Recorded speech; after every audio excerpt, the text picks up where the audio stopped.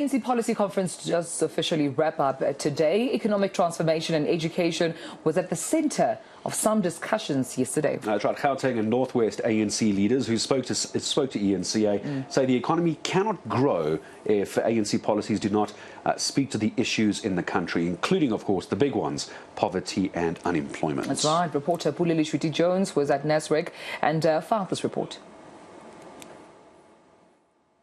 Many in the ANC have described South Africa as a predominantly capitalist state. The same ANC members now have a duty to discuss strengthening the economy and making it more inclusive. But what exactly must be done to address unemployment and poverty? The Gauteng and Northwest leaders at Policy Conference are hoping to influence and guide discussions so that policies speak to the use of natural resources to improve the economies of their provinces. Well, first of all is that we don't want to rely only on the state allocation. Northwest is rich in terms of agriculture. Northwest is rich in terms of mining. You can call all of these kind of minerals that we have in the province. And we have not tapped there. Everything that is in the Northwest in terms of minerals, they leave the province as raw material. There's not even single manufacturing or processing of these materials in the Northwest province. So our aim is that when we are here in the policy conference, we have to advocate and push for black empowerment in community development that will include community ownership. The Gauteng ANC is concentrating on unseating the DA-led coalition government in key metros come the next elections. But for now, the province says the conference must reflect on economic policy resolutions and consider where interventions should be strengthened, reconsidered and reviewed. We're doing two things. One, to address the township economy issues, but secondly, to address the illegal businesses that are taking place in the townships which are run by foreigners. Of course, at the heart of a strategy to grow the economy and address all economic challenges, we have the demon of Eskom, because without reliable, dependable energy power supply, you are constantly going to have a problem. Yeah.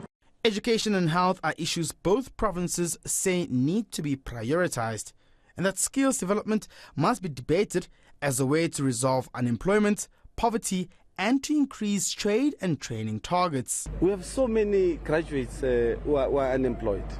What is it that we must do? We must start looking at what are the skill shortages that we have and start channeling our young people towards what we need, because we have so many young people who have done the same thing, and we don't look at what is it that we need so that we can be able. We need to do that. The technicals and all these areas where we must be able to, technicians and many areas where we're importing cheap labor from neighboring countries, but we should be working on these things and making sure that our young people are skilled. Your three-tier system, because that's what we've discussed in our subcommittee of social transformation and education in the Northwest, that we need to have technical schools, vocational and occupational training that is actually starts to talk to the job market for our young people.